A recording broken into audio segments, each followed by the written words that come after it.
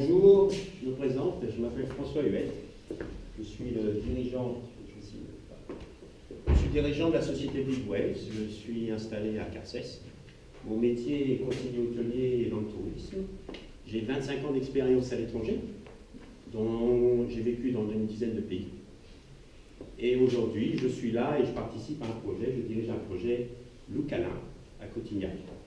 Je voulais vous montrer d'où venait cette réflexion par rapport à l'économie de fonctionnalité lors d'un de mes voyages. Quand je suis arrivé aux Maldives, il y a à peu près une quinzaine d'années, les Maldives étaient dans un état d'esprit de développement, avec des hôtels hôteliers de plus en plus grands, matérialistes 100%, des piscines, avec un impact négatif sur l'environnement, des villas de plus en plus grandes, sans aucun problème pour agrandir les îles de leur taille origine, jusqu'à 7 fois. Bref, j'étais dans un climat plutôt concurrentiel très fort, car vous allez voir où je vivais. J'ai pris la charge d'un hôtel de 38 villas, 3 hectares, 7 minutes pour faire le tour, en marchant tranquillement, main dans la main, en amoureux. Donc vous voyez, nous avions certains problèmes. Ceci dit, ce qui était intéressant, nous avions un lieu fantastique. Et la compagnie pour laquelle je travaillais, Banyan Tree, avait décidé d'avoir un scientifique dans son effectif et avait déjà commencé à faire des programmes de recherche sur la régénération du corail, qui avait été affecté par le blanchissement durant El Niño, et sur les tortues. Nous étions dans un état d'esprit très difficile, car aujourd'hui, nous n'avions pas les capacités d'être en face avec la concurrence. Que devions-nous faire? Nous avons essayé de capitaliser nos ressources en ouvrant le premier laboratoire marin dans un 5 étoiles, avec comme objectif principal le partage de la connaissance. Alors les résultats se sont fait sentir. D'abord, nous avons capitalisé sur nos forces et nous avons créé notre propre niche. Nous ne faisions plus partie des hôtels 5 étoiles, nous faisions partie d'un hôtel éco-responsable. Donc déjà, l'inventaire était moins important, nous étions seulement 2 hôtels sur la destination des Maldives, au lieu d'une vingtaine. Nous avons valorisé notre patrimoine, nous avons maximisé l'engagement des différents acteurs, directs et indirects, nos employés, nos clients, les institutions locales, mais aussi les chercheurs, le monde scientifique. Les répercussions ont été très positives. Social, nous avons créé un comité environnemental au sein de l'équipe qu'avec des Maldiviens. Ces Maldiviens sont devenus des leaders et ont initié des démarches environnementales pour la protection de leurs îles où leurs familles habitaient. Environnemental, car nous avons vraiment préservé cet environnement dans lequel nous vivions. Et à l'époque, nous étions les premiers à avoir des biologistes marins. Aujourd'hui, la plupart des hôtels l'ont. Donc c'est bien d'être copié des fois. Et puis financière, positive. Nous n'avons pas construit de piscine. Nous n'avons pas fait des bungalows plus gros. Ils faisaient à peu près 28 mètres carrés. Mais par contre, nous avons réussi à avoir un taux d'occupation sur 10 ans à 85% d'occupation. Et finalement, c'était une source d'inspiration. Créer du sens pour l'ensemble des acteurs de cette entreprise. Lors du tsunami, comme vous l'avez vu, il y a eu beaucoup d'îles qui ont été détruites. Nous avons construit, en collaboration avec les Nations Unies, une île entièrement détruite, avec nos employés, sur la base de volontariat. Ils ont répondu à 100%. Donc à partir du moment où on crée du sens, c'est fantastique. Et vous allez me dire, François, c'est gentil, mais quel est le rapport avec nous ici? Eh bien, je vous avoue que, autant les résultats sont positifs, j'avais et je ressentais une certaine frustration, car je n'avais pas les outils pour aller plus loin. Aujourd'hui, je dirige le projet Loup-Calin à Cotignac. Lieu historique, après la Seconde Guerre mondiale, c'est un orphelinat. Ensuite, ça a été une destination culinaire et gastronomique pendant de nombreuses années. Ces 15 dernières années, ça a été un lieu abandonné, sans aucune vie, juste au bout du cours d'Ambetta.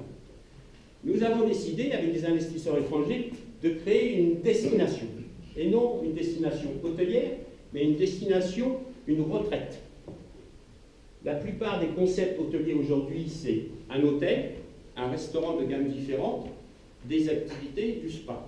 Nous avons voulu inverser. Nous créons une destination avec des activités qui sont la raison principale pourquoi les gens vont venir.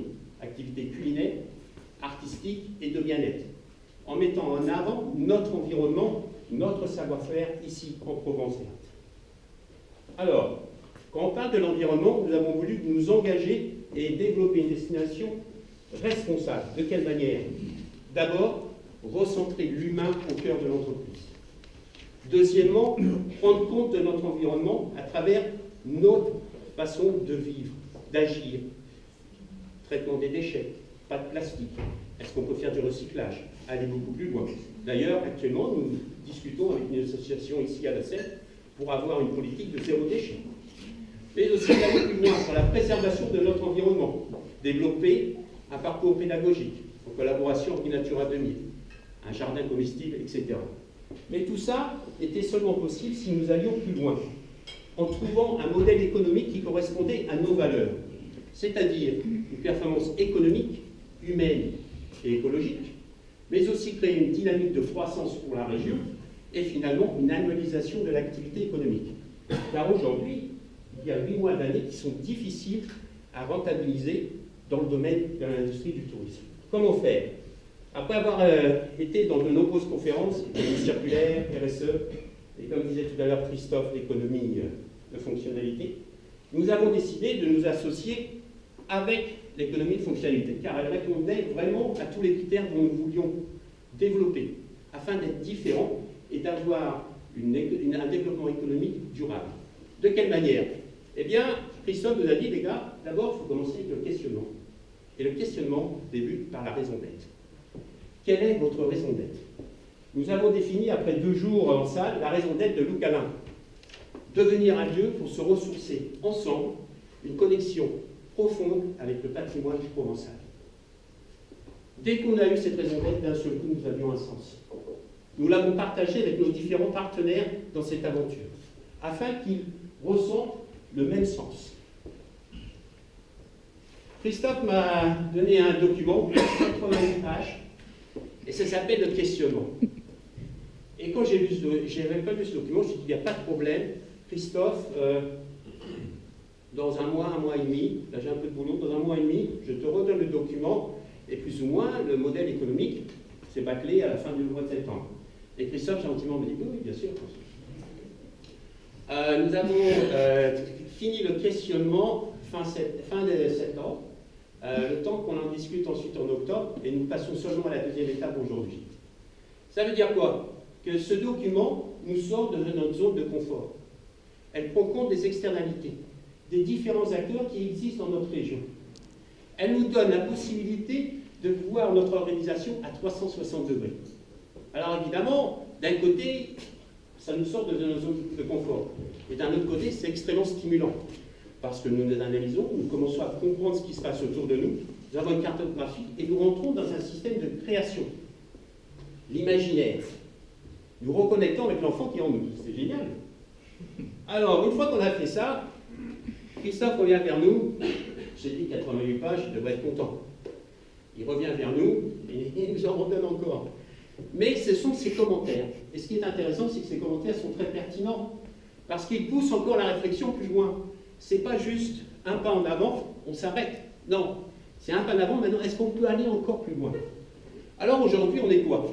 On est dans la création d'un modèle de revenu non traditionnel. On paye la chambre, on paye le repas, on paye l'activité.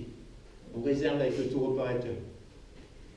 Valoriser les composantes immatérielles, les prestations, ça veut dire que non seulement on développe des activités, mais en plus, on travaille dans un esprit de coopération. Nous travaillons avec les différents acteurs économiques et nous communiquons, nous échangeons. Il faut que ça soit gagnant-gagnant pour tout le monde. Finalement, on crée du lien, du sens, parce que ce qui est intéressant, c'est que, Loucalin a une valeur sentimentale pour le village de Cotignac, mais en plus, dès qu'on part dans cet état d'esprit, d'un seul coup, nous créons du sens. Les gens veulent rejoindre ces activités. Nous en avons fait avec Notre-Dame-de-Grâce, par exemple, 2 mondes complètement différents qui aujourd'hui se rejoignent pour développer des activités ensemble. Bref, aujourd'hui, l'économie de fonctionnalité à Loucalin est en évolution permanente. Et elle va nous aider à venir à développer un concept à la fois novateur et original. Alors l'histoire ne se termine pas là. Je suis tellement intéressé par l'économie de fonctionnalité qu'avec Christophe, on a discuté et on a envisagé la possibilité que je devienne accompagnateur. J'ai commencé une formation au sein de l'économie de fonctionnalité et de coopération avec le club KEF, avec comme objectif de devenir accompagnateur et d'aider les entreprises ici dans le Var. Voilà, je vous remercie.